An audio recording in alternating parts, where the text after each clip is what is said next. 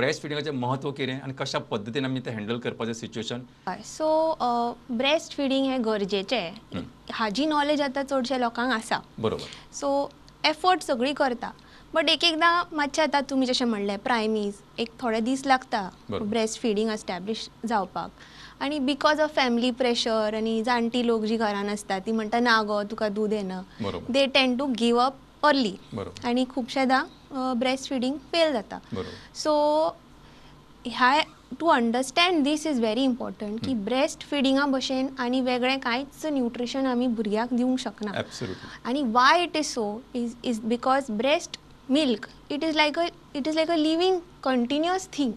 म्हणजे आतां सकाळचें जशें दूध मेळटा तशें सांजचें मेळना.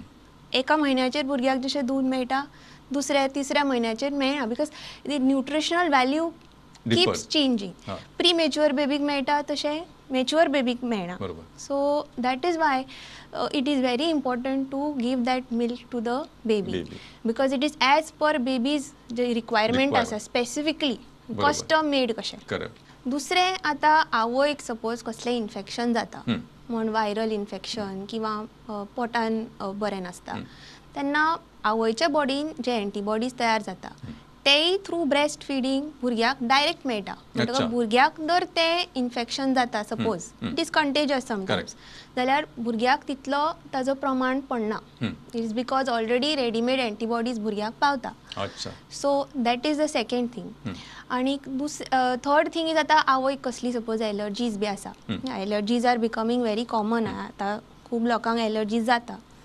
आवयचे बॉडीन ते एंटीबॉडीज टू दोज एलर्जन्स आसता तेय भुरग्याक वता. म्हणटकच भुरग्याक फुडें ते गोश्टीची एलर्जी जावपाचे चान्सीस देंवता. सो हे एडिशनल एडवांटेजीस आसा जे आनी खंयचेच सबस्टिट्यूट तुका दिवंक शकना.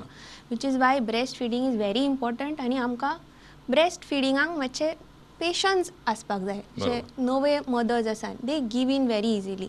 मातशें इल्लो support from hospital staff, nurses, family जाल्यार ब्रेस्ट फिडींग एस्टॅब्लिश जावंक it is not difficult, but मातशें पेशन्स जाय पडटा.